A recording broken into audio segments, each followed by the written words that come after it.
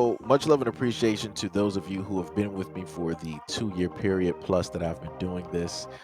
Thank you for showing your love and support to the channel. And to anybody else who is brand new to the platform and you would like to support the channel, also, you can do it by way of Patreon, Anchor, the clothing store, and also the shoe shop that is listed in the comment description below.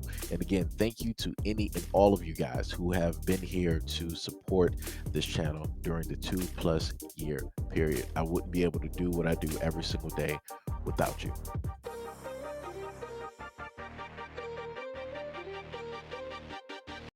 So I'm just going to start off by stating this. This is not in any type of way, shape, or form, any type of defense for the things that have taken place at all. This is me just simply asking a simple question. It's the main question that I have always asked whenever things like this come up, when people solely want to blame one individual. For whatever reason, you have a lot of individuals out here that are like, oh, it's just one person's fault, da da da da. That person knows better, da da da da. But my main question is, where are the guardians? Where are the parents? And where is the family? Because if you're going to blame one individual and you're going to send them, life in prison, whatever it is, then everybody else who was a part of that situation, including the parents and the families, needs to be sent down the road as well. And this is the reason why. And this is from an article that was back in 2017, right? It said in 2008, Geronda Johnson was a 50-year-old sophomore from Chicago's south suburbs who cut high school every day to attend the R. Kelly trial on 14 counts of making videos. Now, let me repeat that one more time. She is a 15-year-old sophomore from Chicago's south suburb who cut high school every day to attend R. Kelly's trial. Let's keep going. Right. Pace states that she became a self-described R. Kelly fan when she heard his album Chocolate Factory at age 11. Quote, my family listened to his music. My friends listened to his music. Everybody was just in love with the music. And WGCI was the biggest supporter. They played him all the time, and it was my favorite radio station. Her fandom didn't fade when Kelly was indicted for making videos. Once the trial began in May of 2008, she attended the proceedings every day until Kelly's acquittal on June 13th of that year. Looking back, Pace states that she attended the trial because she was a fan and wanted to know what happened. Did he really do it? I wanted to see everything for myself. That included watching the notorious video when it was shown several times in court. Prosecutors alleged that the 26-minute and 39-second video depicted Kelly making a video with a minor, doing a variety of things, and having her call him daddy. Pace also stated that watching the video was disturbing, but because the girl and her parents never testified, though 14 other witnesses, including her aunt, did identify the girl, Pace states that she thought, well, maybe that's not the girl. If she would have come forward, I think it would have made a huge difference. Outside of court at the time, she defended Kelly to multiple news outlets. Quote, they can't call him a quote unquote anymore. They can't say that he likes little girls. They don't have proof of that because he's innocent now. He's free. An article reported that Pace was 18, but public records, as well as Pace's birth certificate and driver's license, shows that she was actually 15 at the time. She admitted that she lied to the reporter because Cook County Sheriff's Office were not admitting anyone under 18 into the trial. So let me go back and read that again. An article reported that Pace was 18, but public records as well as Pace's birth certificate and driver's license showed that she was actually 15 at the time. She admitted that she lied to reporters because Cook County Sheriff's Office were not admitting anyone under 18 into the trial. Pace states that she met Kelly when he was walking into the court building. The star seemed like a cool guy, she stated, and he would always speak to me when he saw me. He didn't have anything to sign one day, and neither did I, but my friend reached into her back pocket and found an old blank slip. So I got his autograph on her blank slip and laminated that. That meeting with Kelly would not be her last. Back in May of 2009, a friend and employee of Kelly's friended Pace on Facebook, stating that she was invited to a party that Kelly was throwing at his mansion in suburban Olympia Field, Illinois. Pace also stated, who was 18 at the time, that she lied again to her parents, telling them that she was going to a friend's house. So let me repeat that one more time. Pace met up with Kelly yet again in May of 2009. A friend and an employee of Kelly's friended Pace on MySpace and invited her to a party that Kelly was throwing at his mansion in suburban Olympia Fields, Illinois. Pace, who at the time just turned 16, says that she lied to her parents, telling them that she was going to a friend's house. Quote, I was a bit nervous. Even though I had already met him at his trial, I was like literally at his house, so it didn't feel real. She remembers Kelly calling her over to the bar and telling her he had noticed her at the trial. He then asked for her cell phone and entered his number in it. Quote, at the time, I was still, pretty starstruck, so I was in disbelief. Pace also states that she did not tell Kelly that she was underage and would later tell private investigators she claimed to be 19 years old at the time. The age of consent in Illinois is 17. So let me just rewind that again. This seems to be like the third lie here, right? She basically stated that she remembers Kelly calling her over to a bar and telling her that he had noticed her at the trial. He then asked for her cell phone number and entered it into her cell phone. She stated at the time that she was pretty starstruck and in disbelief. Pace states that she did not tell Kelly she was underage and would later tell private investigators she claimed to be 19 years old at the time. On June 5th of 2009, Pace states that Kelly invited her to come back to his mansion and sent an employee to pick her up in a black SUV. Quote, he told me that he wanted me to undress for him and walk back and forth like I was modeling. And then the two had intercourse after that. The next visit, June 9th of the same year, Pace states that Kelly gave her an alcoholic beverage and he called it Sex in the Kitchen, which is also the name of a song that he released back in 2005. Quote, I was drunk because I wasn't used to alcohol. And then yet again, Pace states that they had intercourse. Later on, over the next several months, Pace states that she had sex with R. Kelly repeatedly. Again, if Kelly was previously unaware of Pace's age, she states that she told him for certain that she was 16 on July 17th of 2009, a claim that she made in an aforementioned documents. Quote, I gave him my state ID, she states. She called that Kelly told her things were fine, but that she should tell anyone who asks that she is 19 and acts as if she's 25.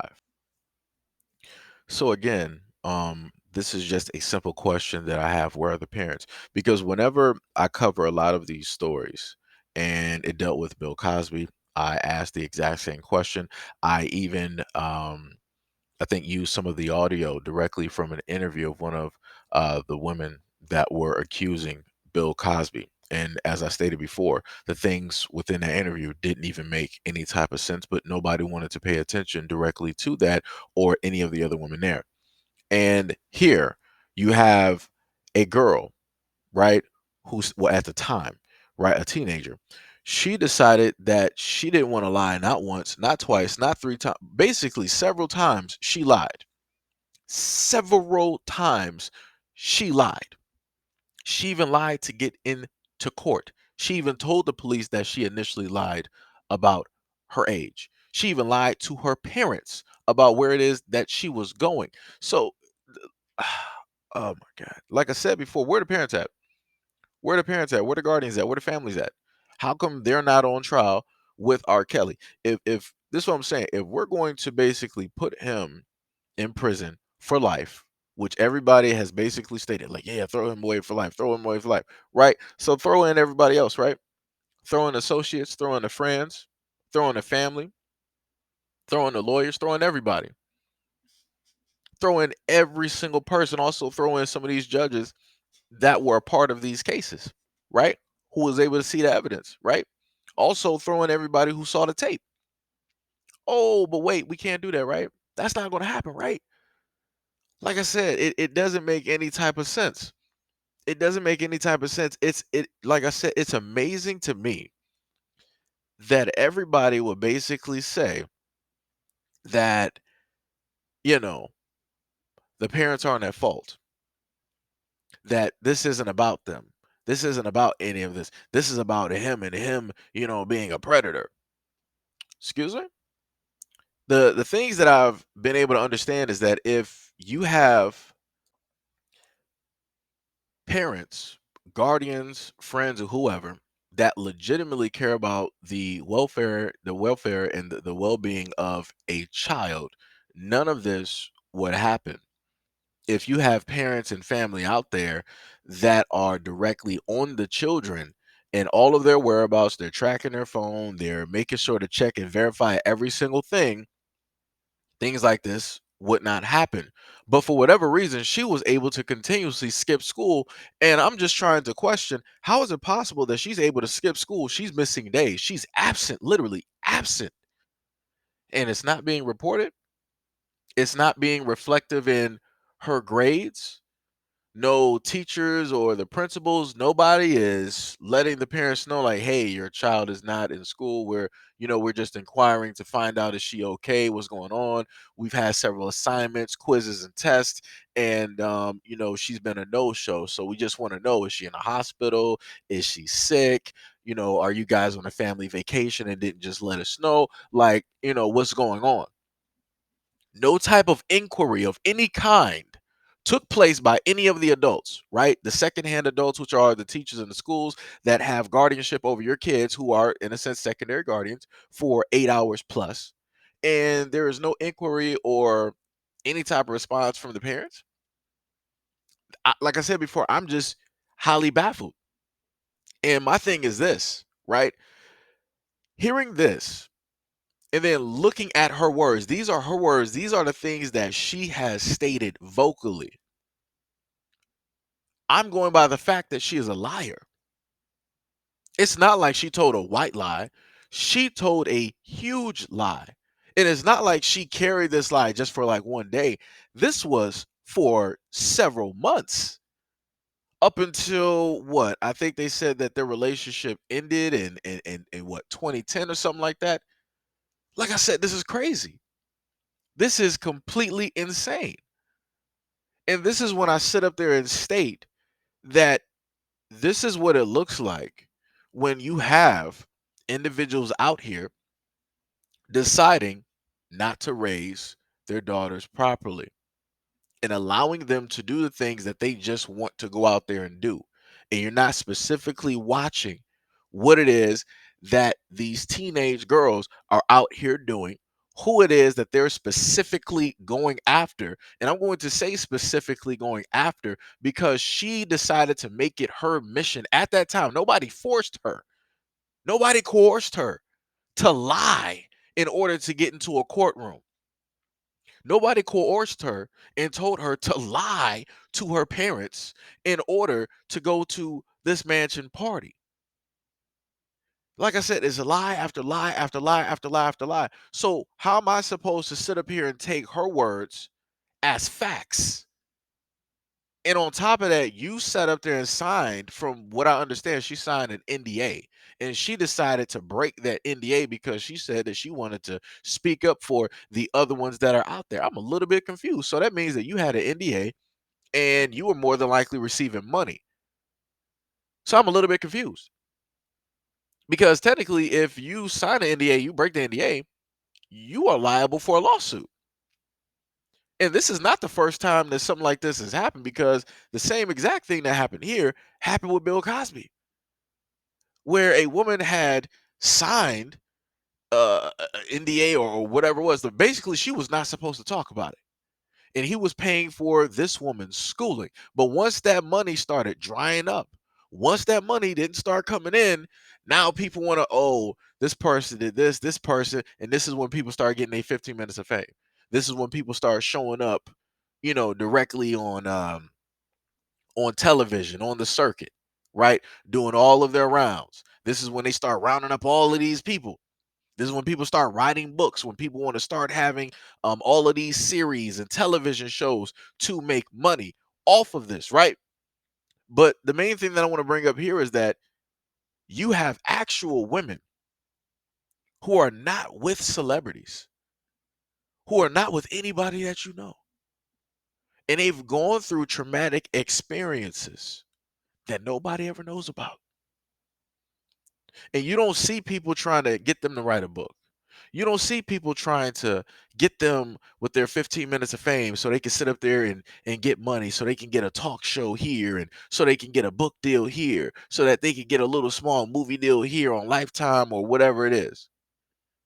And then on top of the actual real victims, when women go out here and lie continuously, it does irreversible damage to the women that actually face and go through these things on an everyday basis, where they have to live with the memories, with the sensation of what took place, that fear, that anger, all of that anxiety. They have to sit up there and live with that every single day.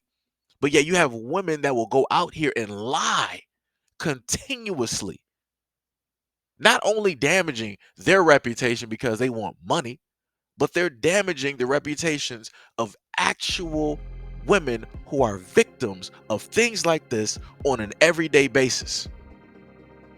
And this is the other question that I pose. So if everybody states that women are supportive of other women, women care for other women, then why do you have women out here who lie and who try to portray themselves as victims when realistically they're not? If you care about women, if you care about their stories, you care about their emotions, you care about what it is that they went through, why would you go out and do something that would do irreversible damage to the credibility of actual victims? Like I said, all I have is questions. And it seems as though that when you want to critically think about stuff and you want to pose and ask questions, this is when people want to get defensive and they want to try to say that, oh, you're defending this person, oh, you're siding with this person, oh, you're doing this, oh, you're doing that. Because a lot of people would rather be emotional about a situation versus actually critically think and ask questions, the hard questions that need to be asked. Because at the end of the day, I could have sworn the main thing that matters is the truth and facts.